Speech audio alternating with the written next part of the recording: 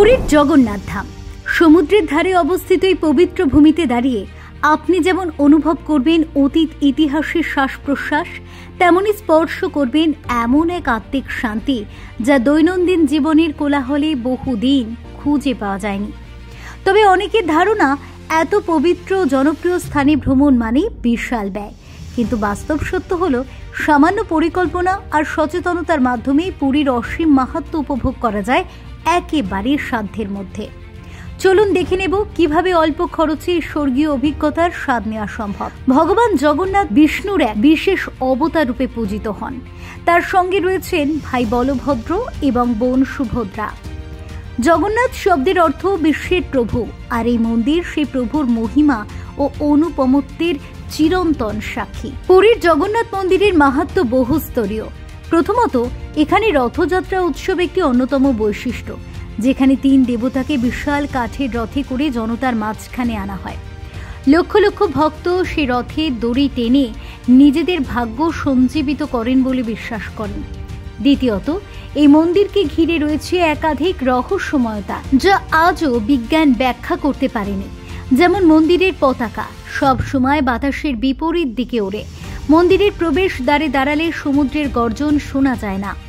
রান্নার সময় লক্ষাধিক প্রসাদ তৈরি হলেও তা কখনোই অতিরিক্ত হয় না বা অপচয় হয় না। এসব অলৌকিক দিক জগন্নাথ মন্দিরের আধ্যাত্মিক মাহাত্ম্য আরও বাড়িয়ে তোলে। তবে এই অত্যন্ত গুরুত্বপূর্ণ তীর্থযাত্রা অনেকের কাছে ব্যয়বহুল মনে হতে পারে। যথাযথ পরিকল্পনা করে খুব সহজেই কম খরচে পুরী ভ্রমণ করা সম্ভব। প্রথমেই ভ্রমণের সময় নির্বাচন অত্যন্ত গুরুত্বপূর্ণ। রথযাত্রার সময় পুরী ভীষণ ভিড় ও ব্যয়বহুল হয়ে ওঠে, তাই অক্টোবর থেকে ফেব্রুয়ারির মধ্যে সফর করা সবচেয়ে বুদ্ধিমানের কাজ, যখন আবহাওয়া মনোরম থাকে এবং থাকার খরচও তুলনামূলক কম পড়ে। পরিবহনের দিক থেকে রেলপথই সবচেয়ে সাশ্রয়ী। ভারতের প্রায় সব বড় শহর থেকে পুরী পর্যন্ত সরাসরি ট্রেন পরিষেবা রয়েছে। যদি স্লিপার ক্লাস বা থার্ড এসি ক্লাসে ভ্রমণ করা হয় তাহলে খরচ যথেষ্ট নিয়ন্ত্রিত থাকে। এছাড়া যদি ভুবনেশ্বর পর্যন্ত পৌঁছে যাওয়া যায়, সেখান থেকে পুরী পর্যন্ত বাস বা লোকাল ট্রেনে খুব কম খরচে যাত্রা সম্ভব। পুরীতে থাকার জন্য মন্দির সংলগ্ন এলাকায় অনেক বাজেট হোটেল, ধর্মশালা এবং আশ্রম রয়েছে। এগুলির ভাড়া সাধারণত দিনে 2 থেকে 500 টাকার মধ্যে সীমাবদ্ধ। সরকারি পর্যটন বিভাগের অতিথিশালায় থাকলে নিরাপদ পরিবেশের মধ্যে আরও কম খরচে থাকা যায়। অনেক ধর্মীয় প্রতিষ্ঠানও খুব কম খরচে থাকার ব্যবস্থা করে, যেখানে পরিষ্কার পরিচ্ছন্ন থাকার পরিবেশ এবং নিরামিষ আহার সহজলভ্য। খাবার খরচ কমাতে স্থানীয় ছোট হোটেল বা রাস্তার পাশে নিরামিষ খাবারের দোকান আদর্শ।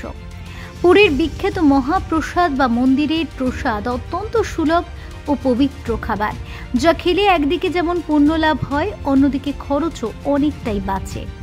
সাধারণভাবে দিনে 150 থেকে 200 টাকার মধ্যে খাবার খরচ নিয়ন্ত্রণে রাখা সম্ভব। ভ্রমণের অংশ হিসাবে সমুদ্র সৈকত ঘোরা ছাড়াও কর্ণাটকের সূর্য মন্দির, চিল্কা হ্রদ, সত্যবাড়ি আশ্রম ইত্যাদি অল্প খরচে দেখা যায়। স্থানীয় ট্রাভেল এজেন্সির সঙ্গে যোগাযোগ করে ভাগ করা ট্যুর বুক করলে জনপ্রতি মাত্র 3 থেকে 500 টাকার মধ্যে এসব স্থানে একদিনের সফর সম্ভব। একই সঙ্গে স্থানীয় বাস ও শেয়ার অটো রিক্সা ব্যবহার করলে পরিবহন খরচও অনেক কমে যায়। আজকের দিনে অনলাইন বুকিং অত্যন্ত সহায়ক। আগে ভাগে ট্রেন টিকিট, হোটেল রুম ইত্যাদি বুক করলে অনেক ডিসকাউন্ট পাওয়া যায় এবং বাজেটের মধ্যে ভ্রমণটি সম্পন্ন করাও সম্ভব হয়। এছাড়া অনলাইনে বিশেষ কিছু অফার এবং ক্যাশব্যাক সুবিধাও পাওয়া যায়, যা ভ্রমণ ব্যয় আরও কমিয়ে দেয়। যারা আরও সাশ্রয়ী ভ্রমণ করতে চান তারা বিভিন্ন আশ্রম বা ভক্তমণ্ডলী পরিচালিত থাকার ব্যবস্থা খুঁজে নিতে পারেন।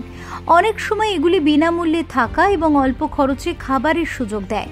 তবে এসব ক্ষেত্রে সাধারণত কিছু নিয়ম কানুন মেনে চলতে হয় এবং কিছুটা স্বেচ্ছাসেবামূলক কাজে যুক্ত হতে পারে।